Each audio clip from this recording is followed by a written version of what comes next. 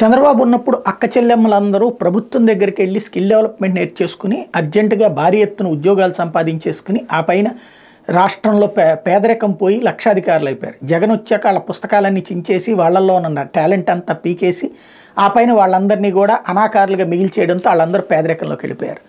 ఇలాంటి చందమామ కథలు రాయడంలో ప్రస్తుతం ఈనాడు ఆంధ్రజ్యోతి తలమునకలవుతున్నాయి. ఈనాడు బరి తెగించినటువంటి జర్నలిజానికి పరాకాష్టే వాళ్ళ అక్క చెల్లెమ్మలు మర్చిపోయారంటూ నైపుణ్య కేంద్రాలు లేకపోవడంతో నాశనం అయిపోతున్నారు, యువత నాశనం అయిపోతున్నారు. అసలు వాళ్ళందరికీ కూడా జగన్ వచ్చాక ఏమీ లేకుండా పోయింది అన్నటువంటి 2 లక్షల ఉద్యోగాలు ప్రభుత్వ ఉద్యోగాలే ఇచ్చాక యువతకు అన్యాయం చేశారు అంటే మరి అమాయకత్వమా కాదంటే మిగతా వాళ్ళు ఖాళీగా ఉన్నారు కదా. ఎవరు ఖాళీగా ఉంటున్నారు? ఇవాళ ఏ పని చేయకుండా ఎవరు ఉంటున్నారు?